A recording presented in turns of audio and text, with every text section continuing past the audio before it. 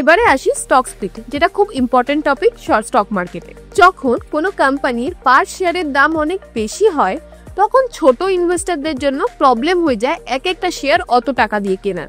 তখন company decide করে যে আমি আমার শেয়ারের প্রাইস হাফ করে দেব, যাতে ছোট ইনভেস্টর যারা আছে তারাও খুব ইজিলি শেয়ার কিনতে পারে এবং ওদের কাছে টাকা ফ্লো আসতেই থাকে। নর্মাল স্প্লিট যেরকম হয়, স্প্লিট মানে একটা শেয়ারের দামকে হাফ করে দেওয়া, কিন্তু এর মানে এটা না যে কোম্পানির ভ্যালুয়েশনও হাফ হয়ে যাবে। যেরকম ভাবে প্রাইস হাফ হচ্ছে সেইভাবে নাম্বার অফ শেয়ারসও ডাবল হয়ে যাবে, যাতে কোম্পানির ভ্যালুয়েশনে কোনো এফেক্ট না পড়ে। তো সাপোজ একটা এক্সাম্পল নিয়ে বুঝি। এখন এমআরএফ এর একটা শেয়ারের দাম 1 লাখের উপরে।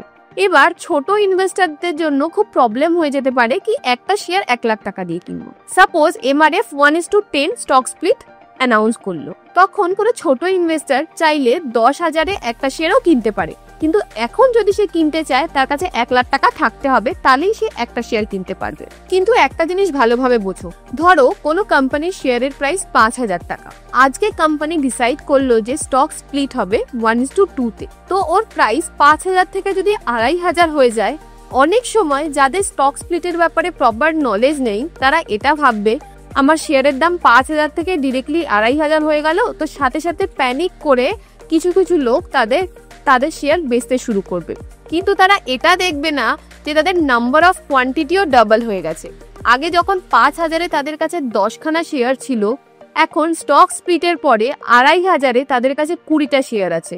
তো হিসাব করে ক্যালকুলেট করে দেখো, তোমার ভ্যালুয়েশন সেমই রইল, নাম্বার অফ শেয়ারস বেড়ে গেল এবং প্রাইস অর্ধেক হয়ে গেল।